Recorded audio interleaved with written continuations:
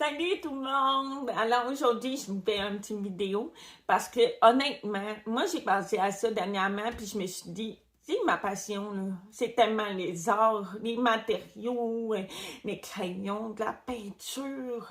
Alors c'est pour ça que je me suis dit que j'aimerais ça vraiment, ça c'est vraiment mon idée à moi là, de partager avec vous des trucs, des techniques avec différents matériaux d'art. Enfin, je ne sais pas si c'est quelque chose qui vous intéresse, mais pour ceux que ça les intéresse, moi, ça va me faire plaisir de me partager ces petits trucs-là.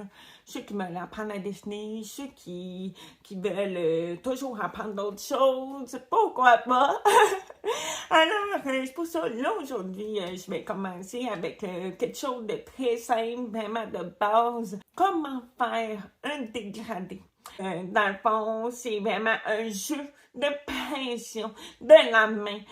Justement, je vais vous montrer, là, je vais choisir une couleur, comme par exemple le orange. Il faut dire aussi que le crayon, il ne faut pas qu'il soit trop à la verticale pour faire un dégradé. Si on le met trop à la verticale, on va vraiment voir les traits de la pointe sur le papier, ce qui fait que ça fait un moins beau dégradé. C'est mieux de mettre le crayon un peu plus penché. Vous pouvez prendre n'importe quelle marque de crayon pour faire un dégradé. C'est sûr que les crayons de meilleure qualité, ceux qui ont la pointe plus grasse, c'est tellement mieux pour faire un beau dégradé.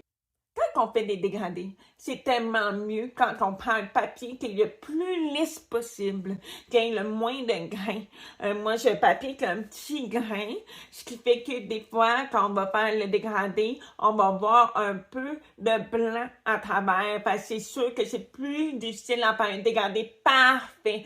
Il faut dire que moi, personnellement, je commence souvent avec la pression très élevée. Le plus fort, c'est je pince plus fort. Après ça, je vais venir alléger la pression. Plus ça va. Et après, je vais revenir vers le milieu pour justement que ça soit vraiment un dégradé qui va être plus équilibré. L'important, c'est de mettre une bonne pression sur le papier. Il faut qu'il soit bien appuyé comme ça tout le long. Et il est toujours appuyé et ça va faire en sorte que ça va toujours rester droit.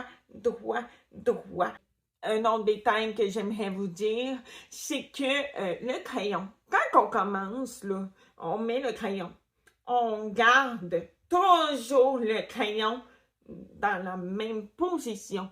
On tourne pas le crayon quand on fait un dégradé. On le laisse toujours là. Ce qui fait que la pointe s'use de plus en plus. Et ce qui fait que ça va être encore un plus beau dégradé. Je pèse plus fort. Je mets toute une pression.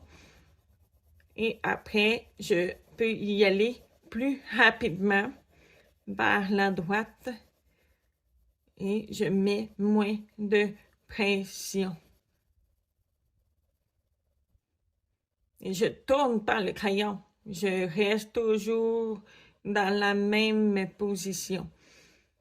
Et après ça, je repasse et je mets un petit peu de pression de plus en plus vers le foncé.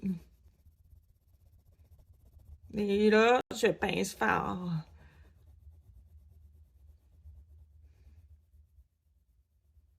Et je peux repasser au besoin. Voici un exemple que vous pouvez faire en faisant des dégradés seulement avec un seul crayon.